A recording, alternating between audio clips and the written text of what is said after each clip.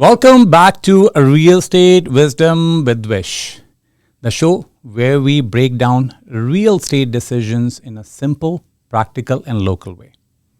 I'm Vishal Kapoor, and today we are tackling a question a lot of homeowners and investors are asking right now. Should you rent out your property long term or turn it into an Airbnb? This is not just a theory episode. In Halton area, including Oakville, Burlington, Milton, and Halton Hills, the answer depends on your goals, your property, your lifestyle, and very importantly, the local rules. What works in one city may not work in the next, and what looks like a great income opportunity on paper can quickly become a management headache in real life. So in today's episode, we will break down the pros and cons of both strategies, discuss the Halton specific reality, and help you think clearly about which option may be better for your situation.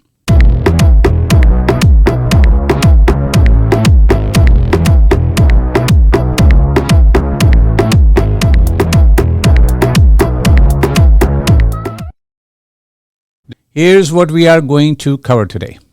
What long-term renting really means, what Airbnb and short-term rentals really mean, the pros and cons of each, what makes Halton different, the rules and risks in Oakville, Burlington, Milton, and Halton Hills, and finally, how to decide which strategy is better for you. If you are a homeowner, investor, or even just someone thinking about future options, this episode is going to give you a clear framework. Let's start with the big question. Why does this debate matter so much? Because real estate owners today are not just asking, how do I rent this property? They are asking, how do I maximize income, reduce stress, stay compliant, and protect my asset? That's what makes this decision important. Long-term renting gives you stability, Airbnb gives you flexibility, and in some cases, the chance to earn more. But the trade-off is usually more work, more turnover, and more regulation. So when people ask, Vish, which one is better? My answer is always better for what? Better for cash flow, better for peace of mind, better for long-term wealth building, better for personal use. The answer changes depending on your goals. Long-term renting means leasing your property to a tenant on a traditional rental agreement, usually for 1 year or longer. This is the model most people know best. The tenants move in, pays monthly rent, and the landlord is responsible for maintaining the home and following Ontario's rental laws. The biggest advantage here is predictability. You know roughly how much income is coming each month. You don't have to manage nightly bookings, cleaning schedules, guest messaging, or frequent turnovers. For many property owners, that makes long-term renting much easier to handle. But it's not completely hands-off. You still have tenant screening, maintenance, repairs, rent collection, lease enforcement, and sometimes tenant disputes. So while it's simpler than Airbnb, it is still a business. Now, Airbnb or short-term renting usually means renting your property for stays under 30 days, sometimes even for a few nights at a time. This model can work well in certain locations. It's popular in tourism-heavy areas, near event venues, business districts, and places where visitors want flexible accommodation. The attraction is obvious. If the property is well located and well managed, the nightly rate can be much higher than a traditional monthly rent. When you look at gross revenue, that's why so many got interested in Airbnb. But the issue is that gross revenue is not the same as net profit. Once you factor in cleaning, furnishings, utilities, platform fees, vacancies, insurance, repairs, and your own time, the picture can look very different. Now, let's talk about the advantages of renting long term. First, it provides steady income. That consistently matters, especially if you have mortgage payments, taxes, insurance, and other fixed expenses. Secondly, it usually requires less active management. You are not dealing with guest check ins and check-outs every few days. You're not resetting the property constantly. You're not responding to late night calls because sometimes someone can't find the Wi Fi passwords or needs extra towels. Third, it's easier to forecast your finances. Long term rentals are usually more stable, which makes them better for owners who value predictability. Fourth, it tends to be easier to scale. If you own multiple properties, managing several traditional rentals is often more straightforward than managing several short term rentals. Now, let's be fair. Long term renting has drawbacks too. The biggest one is less flexibility.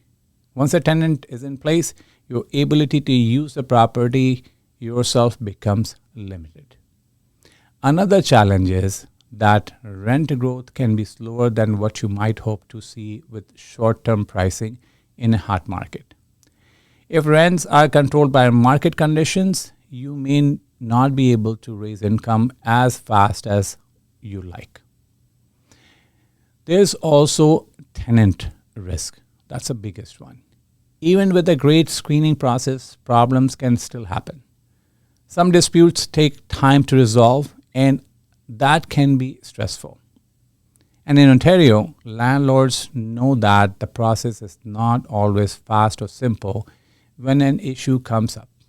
So while long-term rentals may be more stable, they are not necessarily easy. Now, let's look at Airbnb. The first big advantage is income potential. In the right location, with the right setup, and with the right guest demand, short-term rentals can generate more gross income than a long-term lease. Another advantage is flexibility. You can block off dates for personal use, family stays, or renovations. That can be appealing if you don't want to fully give up access to your property. Airbnb can also work well when the property is close to tourism, hospitals, business travel, wedding venues, or seasonal attractions. If demand is strong, the property can be very active. And for some owners, the short-term model simply fits better with their lifestyle. They don't mind managing guests and they are comfortable being more hands-on. This is where a lot of people underestimate the work involved. Airbnb is not passive income. It is hospitality. You need to manage bookings, guest communication, cleaning, restocking, maintenance, pricing, reviews, and cancellations. If you are not organized, the property can quickly become overwhelming. There are also higher costs. Furnishing a property is expensive. So is cleaning between guests. So are utilities, supplies, and often insurance. And then there's the biggest risk of all, regulation. If the municipality does not allow your intended short-term rental setup, or if you don't meet the licensing requirements, your business model may not work legally. Now let's bring this home to Halton. This is where the conversation gets much more practical because the answer is not the same for every municipality. In Burlington, short-term accommodations require a license. The property has to be the principal residence, and there are restrictions on how many days it can be rented. That means it's not an open Airbnb free for all. Milton also requires licensing and sets rules for short-term rentals, including principal residence requirements and operating conditions. Oakville has its own short-term accommodation licensing rules as well. And those rules matter a lot if you are thinking of using your property as an Airbnb. Halton Hills has also been moving forward more oversight, which means owners need to be extra careful before assuming they can simply list a property online and start hosting. So in Halton, the first question is not how much can I make? The first question is, am I even allowed to this way I want to do it? A lot of people see Airbnb and think of it as just another rental strategy. But legally, it can be very different. With short-term rentals, you need to think about licensing, insurance, guest occupancy, parking, noise, safety, and whether the property is actually eligible for short-term use. You also need to think about how your mortgage lender views the property, how your insurance provider views the risk, and whether the municipality has principal residence rules. This is why I always say before you build a business plan around Airbnb, build a compliance plan first. If the legal foundation isn't there, the income projections don't matter. Now, let's compare the money side in a practical way. Long-term renting usually gives you lower gross revenue but higher predictability. Your expenses are easier to estimate and your workload is usually lighter. Airbnb can generate higher gross revenue, but the net result may not be dramatically better once you include all the extra costs. For example, if a property earns more per night but sits empty during slower periods, or if cleaning and operating expenses are higher, the profit margin can shrink quickly. So, the real question is not just which one brings in more money, it's which one brings in more money after expenses, stress, vacancy, and time. Long-term renting is usually better if you want steady income. Prefer a lower stress model. Don't want to deal with guest turnover. Want something more passive. Are investing for the long haul. Want a cleaner path to compliance in Halton. This option tends to suit owners who value consistency and maximum upside. Who should choose Airbnb? Airbnb may be better if you have a property in a location with genuine short-term demand. Are comfortable being hands-on, can meet local bylaws and licensing rules. Want more flexibility with personal use.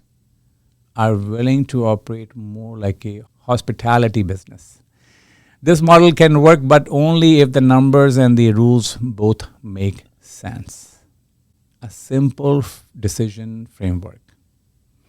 Here's the framework I had used. Ask yourself these questions. Is short-term renting actually permitted where my property is located? Do I have the time and system to manage guests properly? Does the projected net income justify the extra work and risk?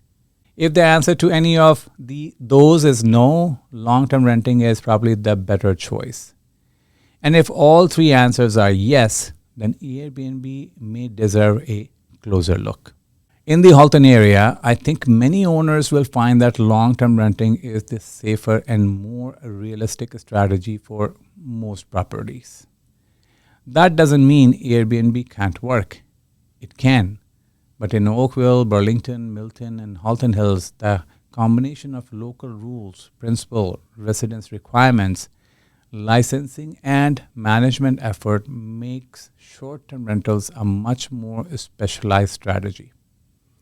So if you own a property in Halton, don't follow the trend blindly. Look at the municipality, the bylaws, your property type, your time, and your goals. At the end of the day, the better option is the one that fits your property and your life. If you want stability, simplicity, and predictability, long-term renting may be the winner. If you want flexibility, can handle the work, and your property fits the rules, Airbnb may be worth exploring. But in Halton, the smartest investor starts with compliance, then strategy, then profit. Thanks for listening to A Real Estate Wisdom with Vish. If you found this helpful, share it with the homeowner who's thinking about renting out their property. I'm Vishal Kapoor, and I will see you in the next episode. Bye for now. Disclaimer: the information provided in this podcast is for informational purpose only and should not be considered as financial or investment advice. Consult with your professional before making any real estate decisions.